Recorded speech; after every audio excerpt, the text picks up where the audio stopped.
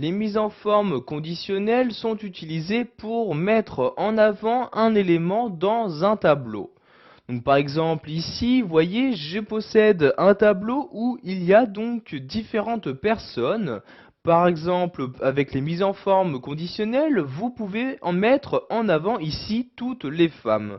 Donc pour ce faire, vous sélectionnez la colonne en question. Donc ici, je sélectionne la colonne homme-femme comme ceci. Donc vous voyez ici, je fais une sélection de la colonne comme ceci. Après avoir sélectionné la colonne en question, je me rends dans l'onglet Accueil et clique ici sur Mise en forme conditionnelle. Je clique donc sur le bouton et par exemple pour mettre en avant les femmes, je vais cliquer ici sur Règles de mise en surbrillance des cellules et je vais mettre ici Texte qui contient. Je vais maintenant entrer une valeur, donc ici qui contient le mot femme comme ceci. Je choisis donc comment le mettre en avant en cliquant ici sur la flèche. Je peux par exemple pour toutes les cellules qui contiennent le mot femme les remplir en rouge clair, mettre juste le texte en rouge, les bordures en rouge, etc. Je peux également choisir ce que je souhaite vraiment faire en cliquant ici sur format personnalisé et donc dans ce menu vous allez choisir donc quel format vous souhaitez appliquer donc aux femmes. Donc ici je vais par exemple les mettre en gras. Je vais modifier la couleur en cliquant ici sur la flèche et je vais leur appliquer le rouge comme ceci. J'enlève ici le barré et je clique ici sur OK pour utiliser donc ce type de format et je clique de nouveau ici sur OK comme ceci. Et comme vous le voir très rapidement, j'ai pu mettre en avant les femmes dans ce tableau. En effet, donc vous voyez ici, dès que le mot femme apparaît dans une cellule, celui-ci apparaît maintenant en gras et en rouge. Les mises en forme conditionnelles vous permettront également donc d'afficher des informations donc, sur l'évolution ou encore sur la quantité donc d'un nombre dans une cellule.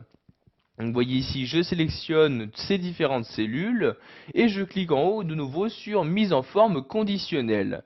Je vais maintenant ici saisir barre de données comme ceci et vous allez voir que vous avez la possibilité de faire apparaître des barres de données directement dans chacune des cellules et celles-ci vont varier donc suivant la valeur se trouvant dans la cellule. Donc, par exemple, une barre de données avec un dégradé ici bleu. Vous pouvez voir que plus la valeur à l'intérieur de la cellule est grande, plus la barre de données est elle aussi importante. Ceci marche également pour les nuances de couleurs. Donc vous voyez nuances de couleurs, vous avez ici les différentes nuances. Donc par exemple ici celle-ci, vous voyez que ici plus la valeur dans une cellule est élevée, plus la couleur se rapproche du rouge. Et vous pouvez également de cette même manière ajouter des icônes dans les cellules, donc icônes qui réagiront également suivant la valeur des nombres qui apparaissent dans vos cellules. Je vais par exemple ici insérer une barre de données donc avec un dégradé vert comme ceci. Je clique donc ici sur le type de dégradé et vous avez donc ici les barres de données qui apparaissent donc dans chacune de vos cellules. Pour pouvoir utiliser plus rapidement ces mises en forme conditionnelles, sachez qu'il est possible d'y ajouter différentes règles afin que ces mises en forme soient utilisées automatiquement. Donc pour ajouter une nouvelle règle, je retourne ici sur mise en forme conditionnelle et je vais donc en bas de ce menu cliquer ici sur nouvelle règle. Vous avez maintenant cette fenêtre-ci qui s'ouvre où vous allez pouvoir choisir donc, quel type de règles utiliser. Donc, vous voyez soit mettre en forme toutes les cellules d'après leur valeur, appliquer une mise en forme uniquement aux cellules qui contiennent une certaine valeur. Donc par exemple ici je vais utiliser cette règle-ci. Donc par exemple ici je choisis la valeur donc en cliquant sur la flèche, donc soit un texte spécifique, une date, soit pour les cellules vides, pour les cellules contenant des erreurs, etc. Donc je vais par exemple mettre ici pour toutes les cellules vides et je vais leur appliquer donc une mise en forme spécifique en cliquant ici sur format comme ceci. Je vais par exemple choisir de les remplir de certaines couleurs en cliquant ici remplissage.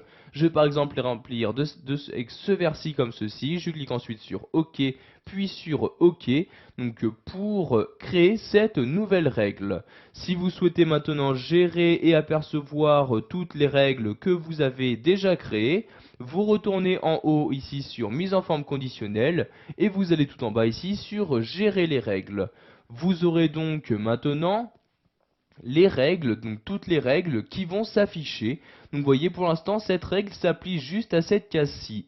Si je souhaite la faire appliquer à d'autres cases, je clique ici sur ce bouton là et je choisis donc les cases sur lesquelles je souhaite l'appliquer. Donc par exemple ici, je sélectionne comme ceci, donc je fais un clic, je maintiens le clic de ma souris et je vais sélectionner toutes ces cellules-ci.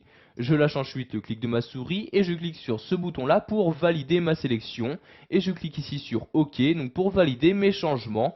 Et comme vous pouvez le voir par exemple ici, dans ma sélection se trouvaient des cellules vides comme celle-ci et comme vous pouvez le voir, ces cellules vides apparaissent maintenant en vert.